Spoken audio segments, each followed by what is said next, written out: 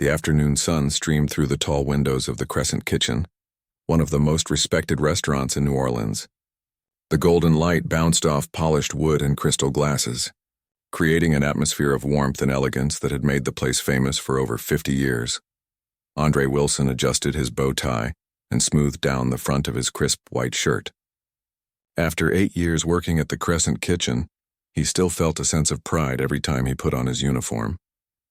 At 32, he was now one of the senior waiters, known for his perfect memory of regular customers and his extensive knowledge of food and wine. "Table 12 just got seated in your section," said Keisha, the hostess, as she passed by with menus tucked under her arm. "Group of 5. Tourists, I think." Andre nodded and glanced toward the table. 5 well-dressed people were settling into their seats, 3 men and 2 women, all appearing to be in their 50s, with expensive watches, designer clothes, and that particular look of people who were used to the finer things in life. He gave them a few moments to get comfortable before approaching with a warm smile. Years of experience had taught him how to read customers quickly. These were definitely tourists, but not the usual kind that flooded New Orleans during festival season. Their clothing was too formal for the summer heat, their postures too stiff for the relaxed atmosphere of the city. "Good afternoon and welcome to the Crescent Kitchen," Andre said, his voice carrying the slight musical lilt of New Orleans. "My name is Andre and I'll be taking care of you today." One of the men, wearing a navy blazer despite the heat, barely looked up from his menu. "Water for the table. Sparkling, not tap." Andre maintained his smile. "Of course, sir. Would anyone like to start with a cocktail? Our house specialty is the Sazerac, a New Orleans classic." The woman with platinum blonde hair and a diamond necklace that caught the light raised an eyebrow. "Is it very strong? I don't want anything too local." The way she said local made it sound like a dirty word. "I can have it made to your preference, ma'am," Andre replied politely. "Our bartender can adjust the strength to your liking." The second woman, wearing large sunglasses even indoors, let out an exaggerated sigh. "Just bring me a gin and tonic." "Premium gin, not the cheap stuff?" Andre nodded. "Certainly. We carry Hendrick's Bombay Sapphire and a small batch local gin that's won several international awards." "Bombay is fine," she interrupted, waving her hand dismissively. The tallest man in the group, whose red face suggested he wasn't handling the Louisiana humidity well, looked directly at Andre for the first time. "You people certainly know how to make things complicated, don't you? Just bring the drinks." Andre felt a slight tightening in his chest at the words, "you people," but his face remained pleasant and professional. In his years of service, he'd developed a thick skin. Comments like these were rare at the Crescent Kitchen, where tables started at $200 per person, but they weren't unheard of. "I'll get those drinks right away," he said smoothly. "And I'll give you a few more minutes with the menu. Today's specials are on the insert. The chef is particularly proud of the blackened redfish with crawfish etouffee." As he turned to leave, he overheard the red-faced man mutter something to his companions. Andre couldn't catch all of it, but the words "surprised they have someone like him in a place like this" came through clearly enough. He pretended not to hear. At the bar, he placed the drink orders and took a deep breath. "You okay?" asked Miguel, the bartender who had been watching the exchange from across the room. "I'm fine," Andre said. "Just another day." Miguel shook his head as he prepared the gin and tonic. "Those folks at 12 don't deserve your service, man," Andre shrugged. "It's not about what they deserve. It's about who I am." His grandfather's words echoed in his mind. Joseph Wilson had started at the Crescent Kitchen as a dishwasher in 1968, at a time when black men weren't allowed to work in the front of the house in many New Orleans restaurants. Through sheer talent and determination, he had worked his way up to become one of the restaurant's most celebrated chefs. "Never let them see that they got to you," he'd told Andre countless times. "Your excellence is your answer." Andre returned to the table with the drinks balanced perfectly on his tray. He served each person with practiced grace, describing the cocktails as he placed them. "The Sazerac for you, sir. It's considered America's oldest cocktail, created right here in New Orleans in the 1830s. He placed the ruby-colored drink in front of the man in the navy blazer, who seemed mildly surprised at the information. "And the gin and tonic with Bombay Sapphire for you, ma'am." He set the drink before the woman with sunglasses, who merely nodded without looking up. "Are you ready to order, or would you like a few more minutes?" The group exchanged glances and the blonde woman spoke up. We haven't decided on appetizers yet. Do you have any recommendations? Something not too spicy.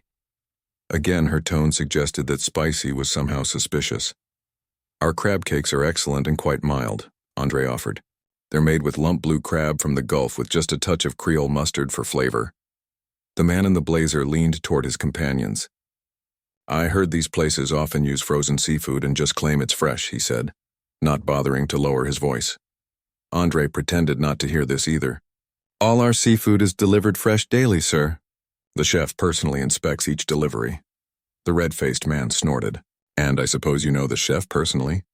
A small smile played at the corner of Andre's mouth. Actually, I do. Very well. The table fell silent for a moment, perhaps sensing there was more to this waiter than they had initially assumed. The third man, who had been quiet until now, looked up from his menu. Why is everything here so focused on local cuisine? Don't you have any normal food? Andre felt a flicker of pride for his city and its rich culinary heritage. New Orleans cuisine is a unique blend of French, Spanish, African, and Caribbean influences that dates back hundreds of years. It's considered one of America's most distinctive and celebrated food traditions. Well, I didn't come here for a history lesson, the man replied with a laugh that his companions quickly joined. Andre nodded politely. I'll give you a few more minutes to decide. As he stepped away, he heard the blonde woman say, He's certainly educated. For a waiter. Back at the service station, Andre checked on his other tables while keeping an eye on the tourists. He had two other parties, a young couple celebrating an anniversary and a family with teenage children, all of whom had been pleasant and appreciative. Those folks giving you trouble? Asked Denise, another server who had been at the Crescent Kitchen even longer than Andre. Nothing I can't handle, he assured her. Denise shook her head. I've been watching them. People like that come in here thinking they're better than everyone. Better than our city, better than our food, better than us. Andre sighed. They don't know any better. That's no excuse for rudeness, Denise replied. No, Andre agreed, but it's an opportunity. Denise raised an eyebrow. An opportunity for what? Andre smiled. A real smile this time, not the professional one he wore for difficult customers. An opportunity to change their minds, to show them something they don't expect. He glanced back at the table of tourists who were now pointing at items on the menu with confused expressions. These weren't the first prejudiced customers he'd served, and they wouldn't be the last. But Andre knew something they didn't. By the end of the meal, they would see him differently. Not because he would confront them or make a scene, but because excellence was the most powerful response to prejudice, and excellence was what the Crescent Kitchen was all about. Taking a deep breath, Andre straightened his shoulders and headed back to the table. The real service was about to begin. Andre approached the table with his order pad in hand. The 5 tourists had finally closed their menus, though they didn't look particularly pleased with their options. Have we decided? Andre asked pleasantly. The red-faced man spoke first. I'll have the steak, well done, and make sure it's not pink at all. Andre nodded, though inwardly he winced at the thought of what the chef would say about cooking a prime cut of beef until all flavor was gone. Yes, sir. Our ribeye is excellent. I didn't ask for a ribeye, the man snapped. Just bring me a regular steak. Our steaks tonight are ribeye, New York strip, and filet mignon, Andre explained patiently. Which would you prefer? The man rolled his eyes. Fine, whatever's biggest. That would be the ribeye, sir. Then that's what I said, isn't it? The man looked around the table and his companions chuckled. Andre turned to the woman with the sunglasses, who had finally removed them to reveal eyes lined with expensive makeup. And for you, ma'am? Is there anything on this menu that isn't swimming in butter or covered in spices? She asked with a grimace. I'm watching my figure, unlike most people around here. Her gaze flicked over Andre's fit frame in a way that made him uncomfortable. We can prepare any dish to your preferences, Andre replied smoothly. Perhaps the grilled gullfish with lemon and herbs? The chef can serve it with steamed vegetables instead of the traditional sides. She sighed dramatically. I suppose that will have to do. One by one, Andre took their orders, each accompanied by a complaint or backhanded comment. The blonde woman insisted she was allergic to anything Creole, though she couldn't explain what specifically concerned her. The quiet man demanded to know if the kitchen staff washed their hands, and the man in the navy blazer asked if they had American food rather than all this foreign stuff. Throughout it all, Andre maintained his composure, explaining dishes, answering questions, and offering suggestions with unwavering politeness. But when he turned to head to the kitchen, he heard the red-faced man speak in a stage whisper.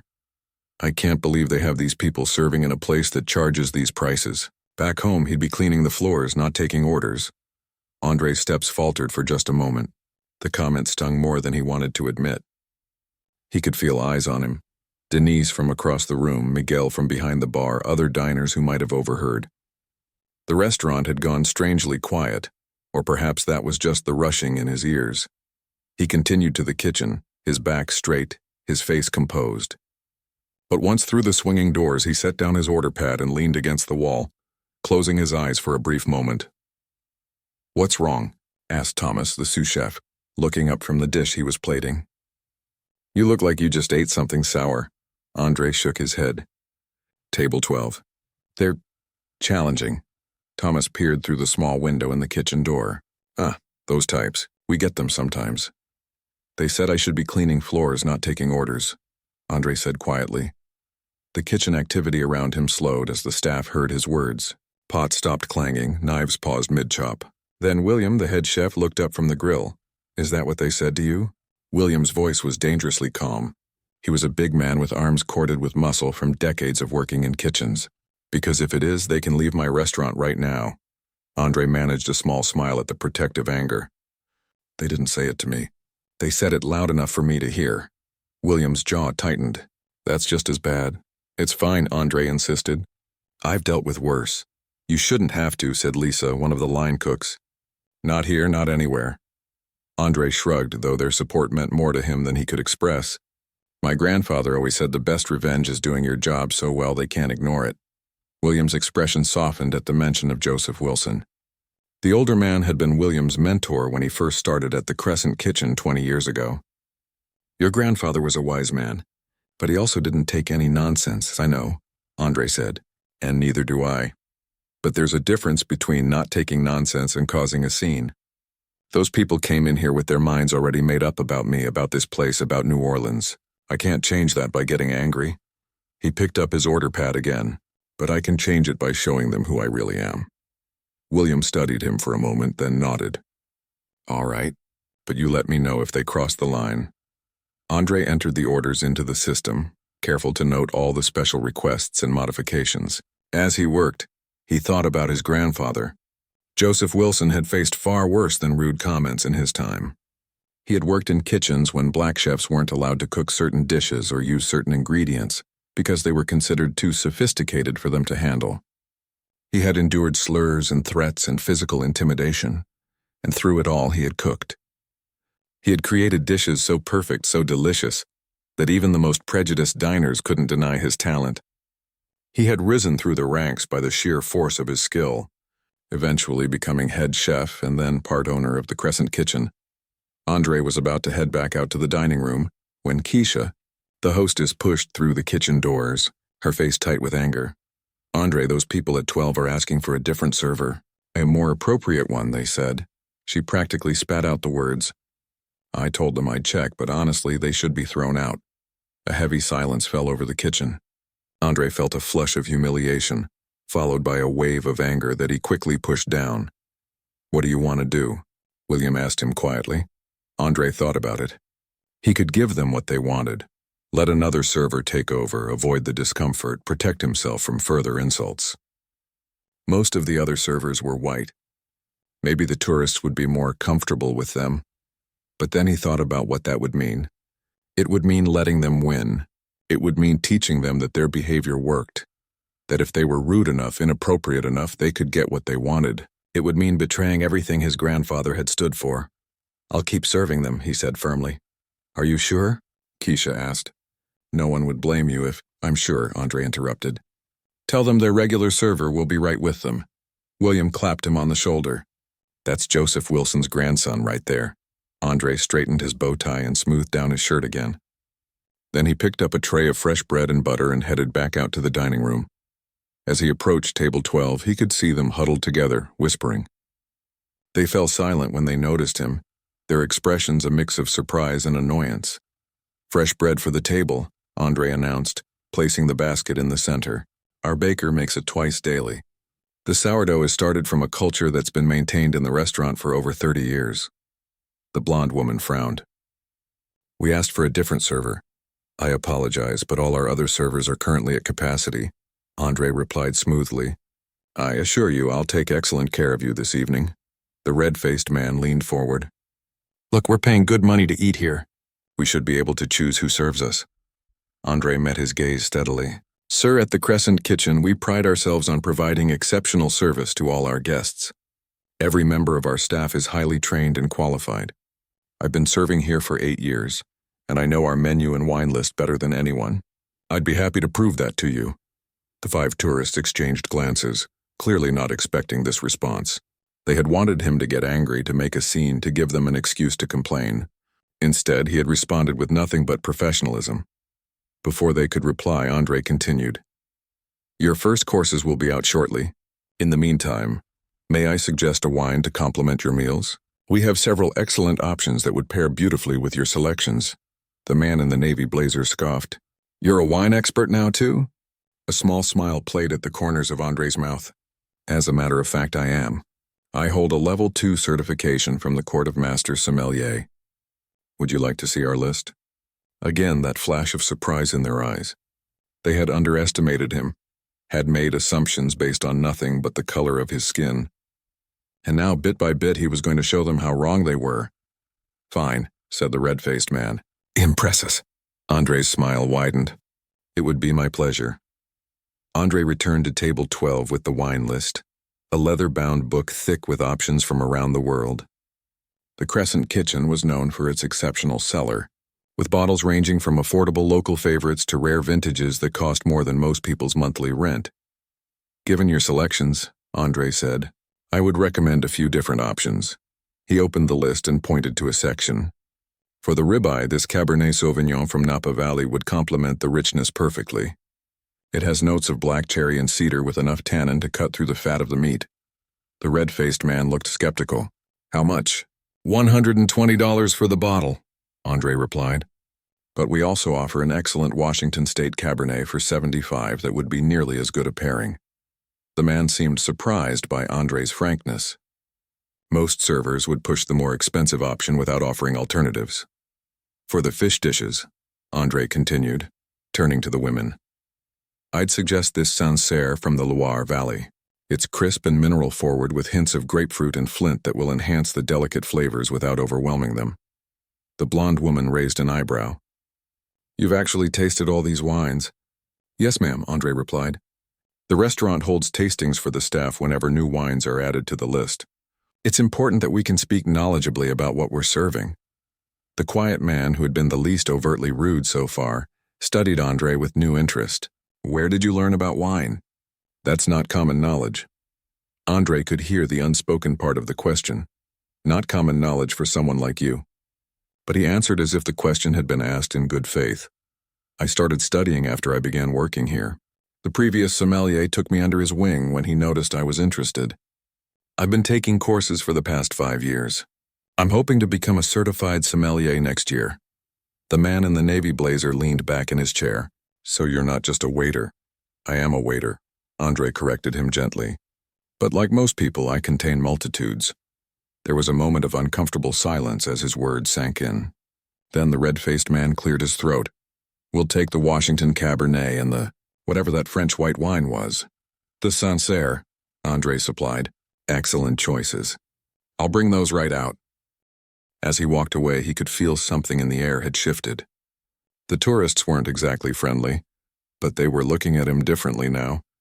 It was a start. In the wine cellar, Andre took a moment to collect himself. He selected the bottles carefully, checking the vintages and temperatures. As he worked, he thought about why he was putting so much effort into serving people who had been nothing but disrespectful to him. It wasn't about the tip, though he certainly wasn't going to turn down money if they offered it. It wasn't even about changing their minds, not really. People who were determined to look down on others rarely had complete changes of heart because of a single encounter. No, it was about dignity. His own dignity, which he refused to let them take from him, and theirs, which he would respect even if they hadn't extended him the same courtesy. Because that's what his grandfather had taught him. Because that's who he was. When Andre returned to the dining room with the wines, the appetizers were being delivered by a food runner. He thanked the young man and then proceeded to open the Cabernet with practiced ease, explaining the label and vintage as he did so. "This is from a family-owned vineyard in the Columbia Valley," he said as he removed the cork and presented it to the red-faced man. "They've been growing grapes for 3 generations but only started producing their own wines about 15 years ago." He poured a small amount for the man to taste. After a reluctant sip, the tourist nodded, seeming genuinely impressed despite himself. Andre served the wine to each person who had ordered red meat, then opened the Sancerre with equal skill and poured it for those who had ordered fish.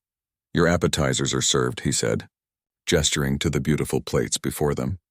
"We have the crab cakes with roasted corn remoulade, the shrimp cocktail with house-made sauce, and the butter lettuce salad with candied pecans and local goat cheese."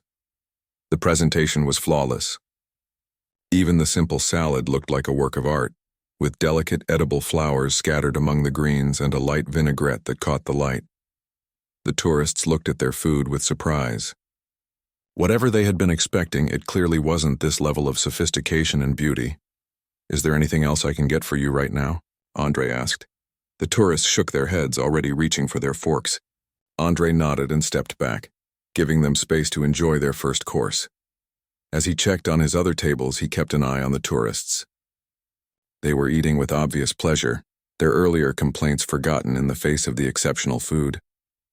The blonde woman was even smiling as she took small, careful bites of her crab cake. Andre felt a small sense of satisfaction.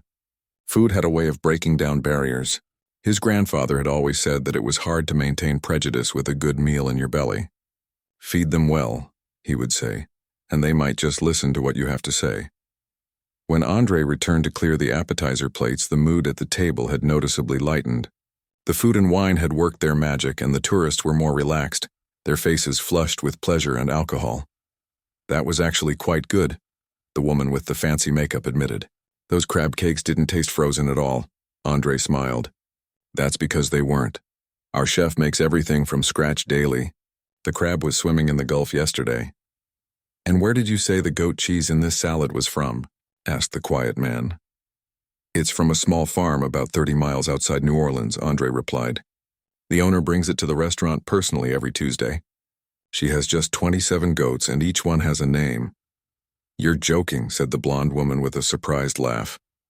"Not at all," Andre assured her. "The farmer is very dedicated to her craft.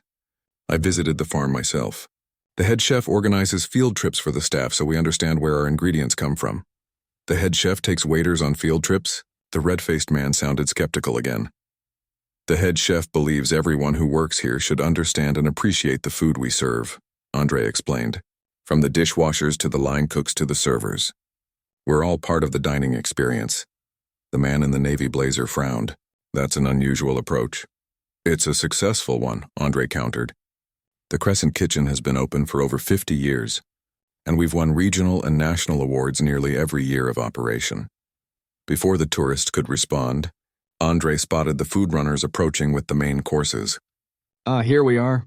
"Your entrees have arrived." He stepped back to allow the runners to place the dishes on the table. The aromas wafting from the plates were intoxicating, rich, complex, and distinctly New Orleans. "For you, sir, the ribeye, cooked well done as requested," Andre said to the red-faced man as the runner set down a perfectly seared steak. It had been butterflied to ensure it was cooked through without becoming tough, a trick the chef had clearly employed to salvage the dish. "And for you, ma'am, the grilled Gulf fish with lemon and herbs, served with steamed seasonal vegetables instead of the traditional sides." The plate placed before the woman with the fancy makeup was a vision of colorful, healthy simplicity. One by one, Andre named each dish as it was delivered, providing small details about the preparation or ingredients that most servers wouldn't know or bother to share. When all the food was served, Andre asked, "Would anyone like fresh ground pepper or any additional sauces?" The tourists shook their heads, clearly eager to begin eating. "Then I'll leave you to enjoy your meal. I'll check back shortly to make sure everything is to your satisfaction."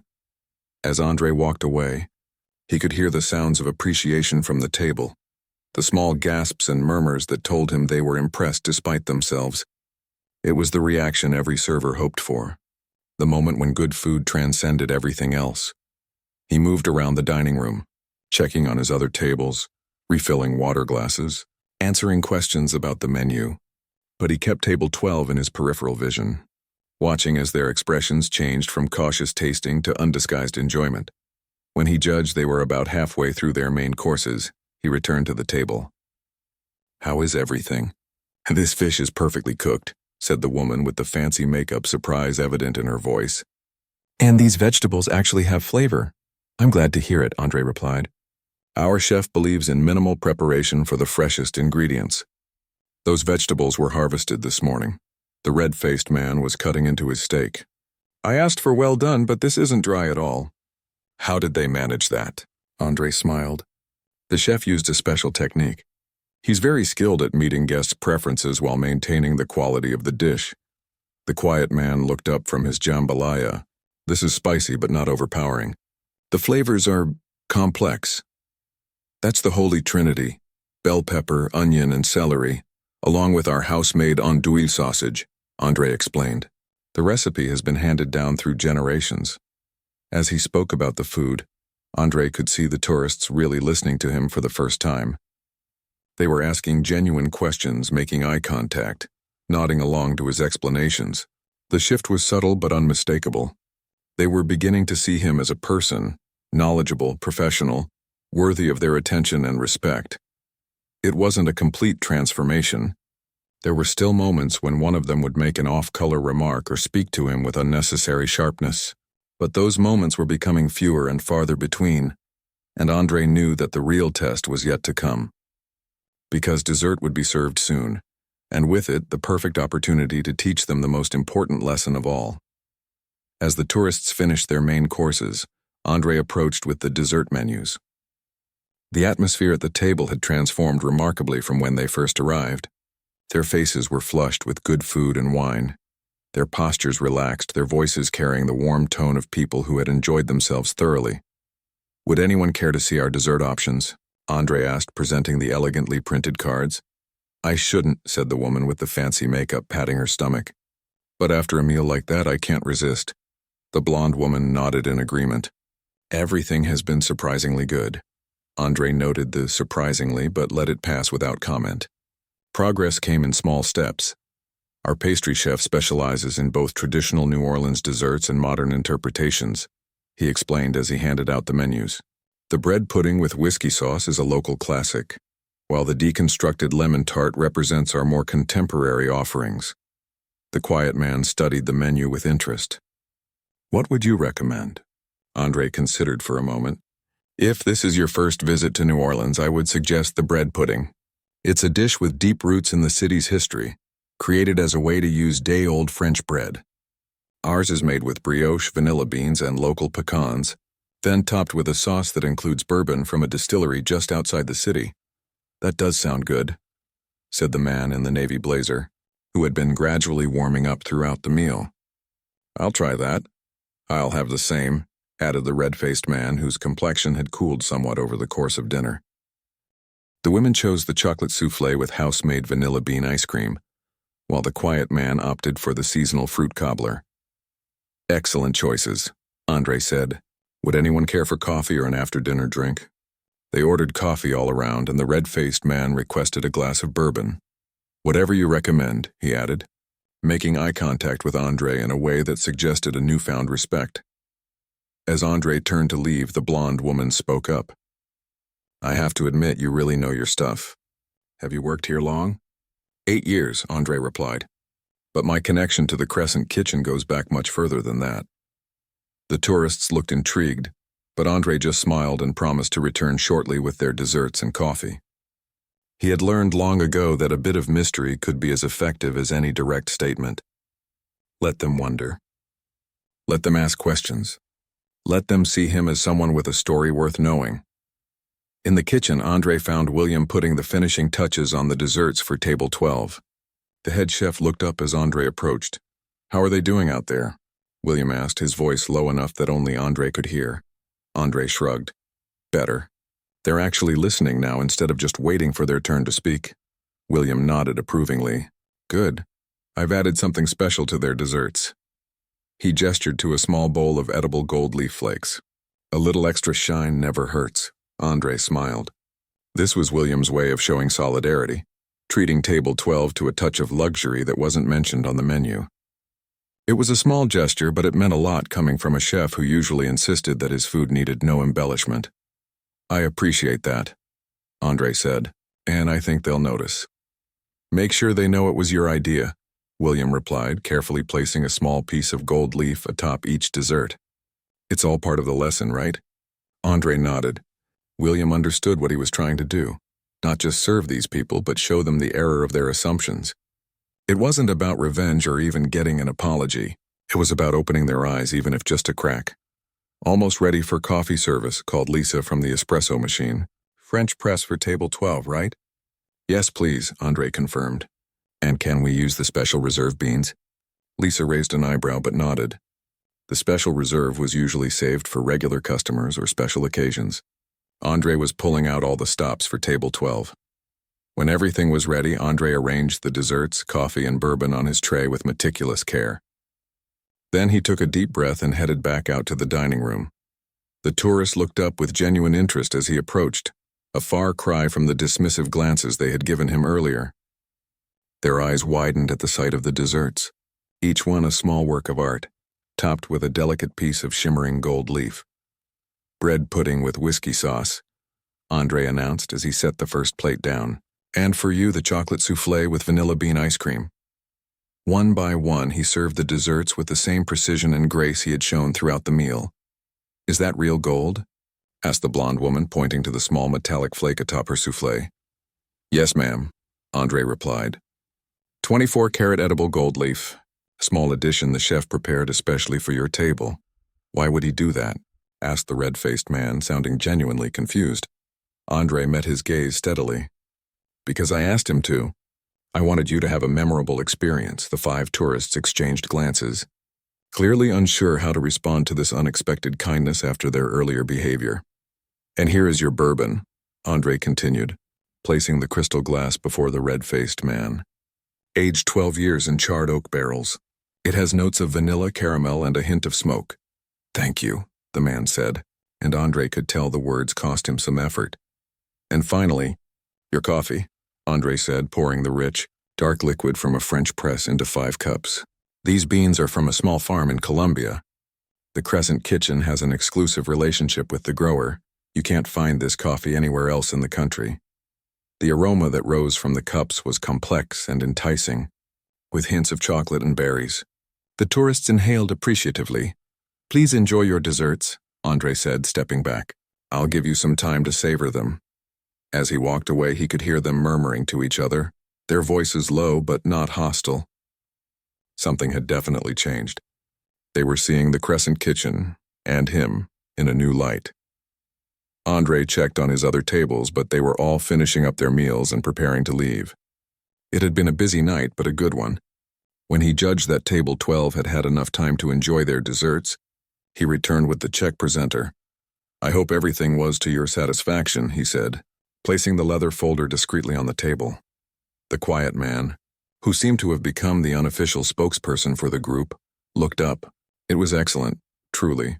I have to admit, I was skeptical about the food here, but it exceeded all expectations. I'm glad to hear that, Andre replied. We take great pride in what we do. The red-faced man cleared his throat. The bourbon was perfect. Exactly what I would have chosen myself. I thought you might enjoy it, Andre said with a small smile. There was a moment of slightly awkward silence, as if they all knew something should be said but weren't sure who should say it or what the words should be. Finally, the blonde woman spoke. You mentioned earlier that your connection to this restaurant goes back further than your 8 years working here. What did you mean by that? It was the opening Andre had been waiting for. My grandfather was the head chef here for 20 years. Before that, he worked his way up from dishwasher. He started in 1968, when many restaurants in New Orleans wouldn't hire black staff for front-of-house positions. The tourist's expressions shifted from curiosity to surprise. He must have been very talented, the quiet man said. Carefully, he was, Andre agreed. He had to be better than everyone else just to be considered equal. He won national awards, cooked for presidents and celebrities, and eventually became part owner of the Crescent Kitchen. And he was, "Your grandfather?" asked the woman with the fancy makeup as if she couldn't quite believe it. Andre nodded. "Joseph Wilson. If you've heard of the Crescent Kitchen before tonight, you've probably heard of him. His picture is on the wall by the entrance, the tall man with the white chef's coat and the serious expression." Recognition dawned on their faces. The portrait was impossible to miss. It dominated the entryway, a larger-than-life image of a distinguished black man with intelligent eyes and a firm set to his jaw. "I thought that was just for decoration," the red-faced man admitted, having the grace to look embarrassed. "No," Andre said simply. "That's my grandfather. He passed away 3 years ago, but his influence is still felt in every dish that comes out of the kitchen. Our current head chef, William, was trained by him personally." The tourists were silent, absorbing this information and perhaps reflecting on their earlier assumptions and comments. "I didn't realize," the blonde woman said finally, her voice softer than it had been all evening. Andre inclined his head slightly, acknowledging her words without directly addressing them. "Is there anything else I can get for you this evening?" They shook their heads, still looking slightly stunned by the revelation. "Then I'll leave you to enjoy the rest of your coffee. There's no rush. Please take your time." Andre stepped away, giving them space to process what they had learned and to settle their bill. From across the room, he could see them talking quietly among themselves, their expressions serious and thoughtful. Occasionally one of them would glance in his direction, and he could read the mix of emotions on their faces: embarrassment, regret, perhaps even a touch of shame. It wasn't about making them feel bad, though. It was about making them think, about challenging the assumptions they had walked in with, about showing them that the world was more complex and interesting than their narrow views allowed for. And as he watched them from a distance, Andre thought about his grandfather and hoped he would be proud of how his grandson had handled himself tonight. Not with anger or indignation, but with dignity and excellence and the very qualities Joseph Wilson had embodied throughout his remarkable life. Andre was wiping down a nearby table when he noticed the leather check presenter being closed at table 12. He gave them a moment before approaching, allowing them time to finalize their payment without feeling rushed. When he returned to the table, the atmosphere had changed yet again. The tourists sat straighter, made proper eye contact, and their faces held expressions that ranged from thoughtful to openly apologetic. "Was everything settled to your satisfaction?" Andre asked, picking up the check presenter. "Yes, thank you," said the quiet man. He hesitated, then added, "We included a gratuity that we hope reflects the exceptional service you provided." Andre nodded in acknowledgement. "That's very kind of you." He could feel there was more they wanted to say, like words hovering in the air waiting to be spoken. The red-faced man, whose complexion now showed more embarrassment than anger, cleared his throat. We weren't very pleasant when we first arrived." Andre kept his expression neutral. "It's been my experience that travel can be stressful. New places, unfamiliar foods, it can put anyone on edge." It was a gracious out, a way for them to save face while still acknowledging that their behavior had been inappropriate. The blonde woman didn't take it. "No," she said firmly. "It wasn't about travel stress. We were rude and disrespectful, and there's no excuse for it." Andre looked at her, genuinely surprised by the directness of her admission. "We made assumptions about you and this restaurant that were completely wrong," continued the woman with the fancy makeup. "And I behaved in a way that I'm not proud of." The man in the navy blazer nodded in agreement. "I'd like to apologize. Your service was impeccable, the food was outstanding, and we were wrong." Andre hadn't expected an actual apology. Most people, when confronted with their own prejudice, doubled down or made excuses. They didn't often own up to it directly. "I appreciate that," he said simply. "Thank you." The quiet man leaned forward. "I'm curious, why did you keep serving us? After the way we acted, you could have passed us off to another server. You could have even asked us to leave. The head chef clearly would have backed you up." Andre considered the question. It deserved an honest answer. "My grandfather taught me that the best response to prejudice is excellence," he said finally. He believed that changing minds is more important than winning arguments. He faced discrimination his entire career, but he never let it stop him from doing his best work. I try to honor that legacy. The tourists absorbed his words in silence. The red-faced man looked down at his empty dessert plate, seemingly lost in thought. Would you tell us more about your grandfather? Asked the blonde woman softly. His picture by the door, he looks like he has quite a story. Andre smiled. He does. Would you like to meet someone who knew him even better than I did? The tourists exchanged confused glances but nodded. Give me just a moment, Andre said, then walked toward the kitchen. He pushed through the swinging doors and found William finishing up the night's service, directing the kitchen staff as they cleaned and prepared for tomorrow. William, Andre called, do you have a minute? The head chef looked up, raising an eyebrow. Everything okay out there? Yes, Andre assured him. Better than okay, actually. They've apologized and now they're asking about grandfather. I thought, maybe you could come say hello? William's expression softened. Of course. They walked back out to the dining room together. The tourist looked up with interest as Andre approached with the tall, imposing figure of the head chef beside him.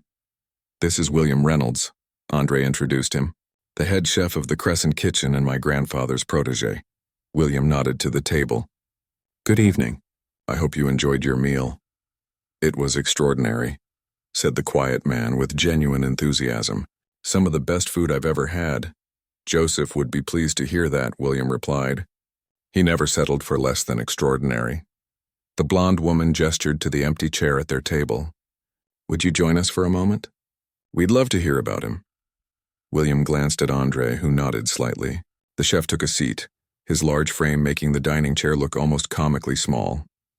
Joseph Wilson was the most talented chef I've ever known, William began, his deep voice filled with respect. But he was also the most demanding teacher. When I started here as a line cook 20 years ago, I thought I knew everything about cooking. Joseph showed me how little I actually knew. The tourists listened with rapt attention as William shared stories about the legendary chef, how he insisted on tasting every sauce before it left the kitchen, how he could identify every spice in a dish with a single taste, how he arrived at 4 a.m. every day to make the stocks and bases himself, rather than delegating the task. He was strict but fair, William continued. He didn't care about your background, your education, or what you looked like. All that mattered was your commitment to excellence and your respect for the ingredients. That's the philosophy we still follow today. And he was your grandfather? The woman with the fancy makeup asked Andre. You must be very proud. I am, Andre acknowledged. He built something special here against all odds. In the 1960s, when he started, there weren't many black chefs running high-end kitchens, especially in the South. He had to be twice as good to get half the recognition. The red-faced man shook his head. I can't imagine. You don't have to imagine, Andre said quietly. Just listen when people share their experiences. That's all anyone can ask for. There was a moment of thoughtful silence around the table. Joseph did more than just cook here, William added. 10 years ago, he started a culinary scholarship program for disadvantaged youth in New Orleans. The program pays for cooking school and guarantees an apprenticeship here at the Crescent Kitchen afterward. Some of our best staff came through that program, including you, right? Andre said with a small smile. William laughed. Including me. I was the first recipient. My family couldn't afford cooking school, but Joseph saw something in me and took a chance. The tourists looked at William with new eyes, realizing that his story was not what they might have assumed. The program continues today, Andre explained. A portion of every meal served here goes to fund it. So in a way, you've contributed to the next generation of chefs tonight. The quiet man nodded thoughtfully. That's a wonderful legacy. Better than a portrait on the wall, William agreed. Though we have that too. He checked his watch. I should get back to the kitchen. It was nice meeting you all. As William stood to leave, the red-faced man reached out to shake his hand. Thank you for the incredible meal, and for sharing those stories. William shook his hand firmly. Thank you for listening. With a nod to Andre, he headed back to the kitchen. The tourist sat in contemplative silence for a moment after William left. Then the blonde woman reached into her purse and pulled out a sleek business card case. She removed 5 cards and handed one to Andre. We're all on the board of a charitable foundation, she explained. We fund educational initiatives around the world. I'd like to learn more about this culinary scholarship program. Perhaps our foundation could contribute. Andre accepted the card, surprised once again. That's very generous. It's the least we can do, said the man in the navy blazer. Education changes everything. It's something we believe in strongly. Andre nodded. My grandfather would have agreed with you. He always said that talent is universal, but opportunity is not. The tourists began gathering their things, preparing to leave. As they stood, the quiet man turned to Andre once more. Thank you, he said simply, not just for the meal, but for the lesson. It's not often that someone takes the time to educate rather than condemn. You're welcome, Andre replied. I hope you enjoy the rest of your stay in New Orleans. We will, said the woman with the fancy makeup. And we'll definitely be back to the Crescent Kitchen before we leave. Andre walked them to the door where they paused before the large portrait of Joseph Wilson. They studied it with new appreciation, seeing not just a decoration but a man with a remarkable story, whose influence still shaped the restaurant and the people who worked there. He looks like a man who didn't suffer fools gladly, observed the red-faced man with a small smile. He wasn't known for his patience, Andre agreed, but he believed in second chances. He gave plenty of them throughout his career. The tourists nodded, understanding the message beneath his words. They said their final goodbyes and stepped out into the warm New Orleans night. Andre watched them go, feeling a complex mix of emotions. The evening hadn't gone the way he'd expected. It had gone better, not because they had apologized or offered to donate to the scholarship fund. Though those things were nice, it was better because for a brief time, 5 people had opened their minds just a little wider. They had seen him, really seen him, as a human being with knowledge, skills, and a story worth knowing. As he turned back to finish his closing duties, Andre caught sight of his grandfather's portrait. The serious face seemed almost to be smiling in the dim light of the entryway. Andre smiled back. He had honored his grandfather's legacy tonight, not with anger or resentment, but with excellence and dignity, and that, he knew, was the greatest lesson of all.